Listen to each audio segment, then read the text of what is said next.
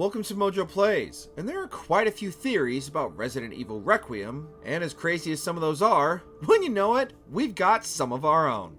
Perhaps it's time for you to face the past. Grace. Before we continue, be sure to subscribe to our channel and ring the bell to get notified about our latest videos. The Clone Wars. I'm Redfield. I'm glad we found you. There's been quite a lot of speculation over just who the hooded figure in the trailer could be, with everything from Jake Muller to even Carlos Oliveira being thrown around. But we have an even wilder prediction. There's every possibility this could potentially be a clone of longtime hero Chris Redfield. This calls back to the end of both Resident Evil 7 and Resident Evil 8, where in 7 Chris looked decidedly different than normal and was working for an organization called Blue Umbrella, while at the end of RE8, Chris discovers that the BSAA has begun to use B.O.W.s, or bioorganic weapons, as soldiers. Mutated creations that are far more capable than previous experiments that always led to horrific mutations. While this is the least likely outcome, how terrifying would it be to face down an army of Chris clones in Boulder Punching Prime? BSAA didn't send soldiers. This is a bioweapon. What the hell were they thinking? The Legend of Hunk. This is Hunk from Alpha Team. Man, I thought you were all wiped out. I've been trying I'm to... at point K-12. Need info on my extraction. Guess there's no keeping down the Grim Reaper, huh? Hunk has long been a fan favorite of the series due to his mysterious nature and lethal efficiency. And seeing as how this could be the final game tying up all the loose ends of the series, it would only make sense for Hunk to not only return, but also finally give us a look into his backstory and just who he is. We like to believe that he is the lone survivor of every mission he's sent on, due to him being one of the few original and successful Umbrella B.O.W. experiments, and after the supposed collapse of the Umbrella organization, Hunk then set out on his own in the world to lend his skills to the highest bidder. If this proved to be true, then whatever remnants of Umbrella could call him back to Raccoon City to prevent the last of their secrets from being uncovered. Why'd you come back? I wanted to meet the Grim Reaper. Wesker returns. I think you're a bit confused. I've always been with Umbrella. And stars were umbrellas. No, rather, my little piggies. Considering we're supposed to be tying up loose ends with Requiem, there's no way that we can't have the OG betrayer return for one last go. Although he technically died at the end of RE5, there's been numerous times when Wesker supposedly died only to return more mutated than before, with many believing the man in the chair to be an older version of Albert Wesker.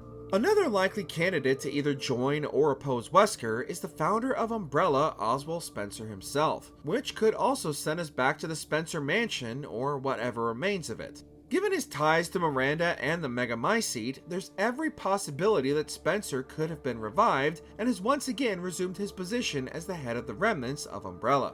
Not only would this be an interesting twist, but watching a rejuvenated Spencer dominating an old Wesker could be incredibly entertaining. Arrogant even until the end. Only one truly capable of being a god deserves that right. Creature identity. Infected.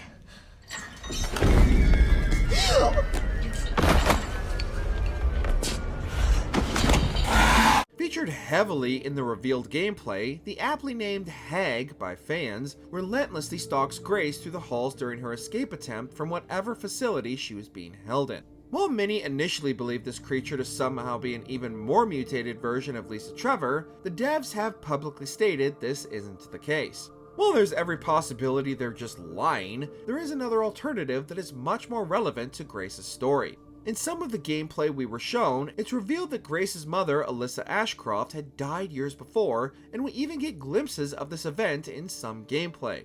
But we all know how much no one in the RE universe likes to let a good corpse go to waste, and this could be the result of years of experimentation on Alyssa Ashcroft, and her endless pursuit of Grace is what remains of her humanity chasing after her daughter.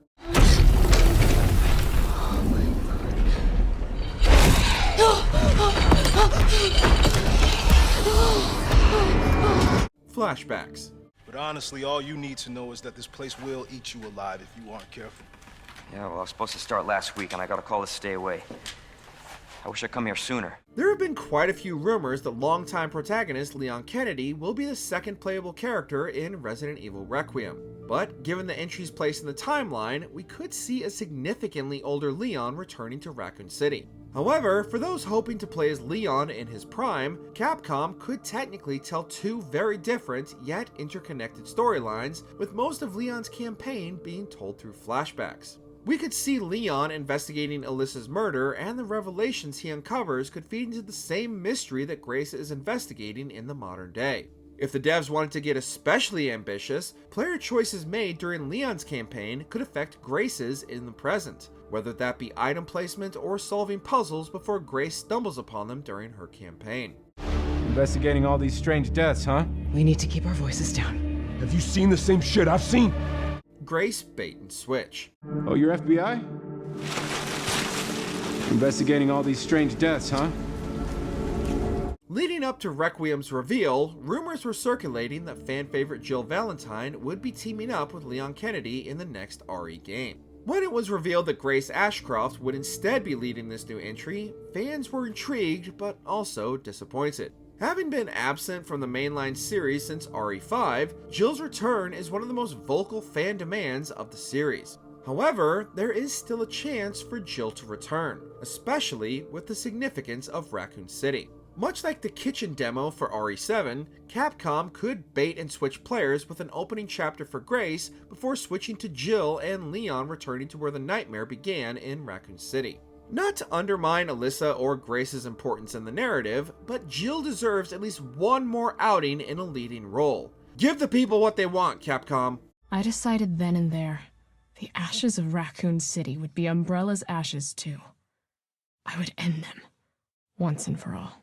The antagonist. There has been no shortage of speculation over the significance of the man in the chair, as well as just who the mysterious figure could be. While we already touched on the possibility it could be Oswald Spencer himself, there is yet another credible possibility lurking in the shadows. Many fans believe this is Brandon Bailey, a longtime student of the co-founder of Umbrella, James Marcus, who mysteriously disappeared after the collapse of Umbrella, only to resurface years later as the founder of The Connections, the organization Mia was working for in RE7, and eventually worked with Miranda and the Mega Mycete in RE Village. As a shadowy figure who has mostly been working and manipulating from behind the scenes, Requiem could be the opportunity he's been waiting for to make his grand reappearance. The origins of Raccoon City. Everyone's gone.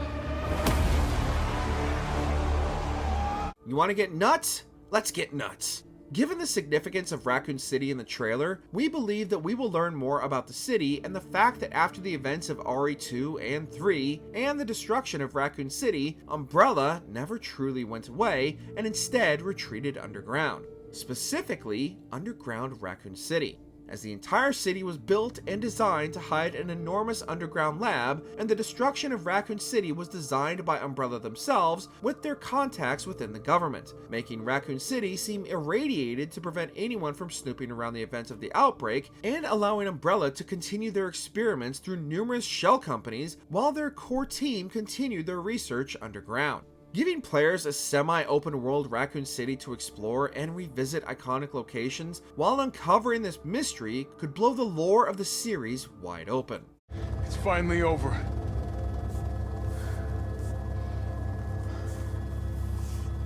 So long, RC.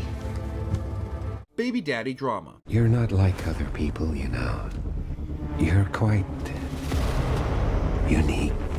A lot has been made about the importance of Alyssa Ashcroft, a character from what amounts to a side story in the grand theme of things, putting her daughter front and center in Requiem. While there has been a lot of speculation about Alyssa's importance in the series, what about Grace's father? Some speculate it could be Leon, Chris, or even somehow Wesker, but we think it's someone else entirely. We posit that Grace's father is Jake Muller, and while interviewing him, they conceived Grace before Jake returned to exile. The significance of this is that being Wesker's son, Jake has a powerful bloodline, and combined with the daylight vaccine Alyssa received at the end of Outbreak, would make Grace very valuable to Umbrella.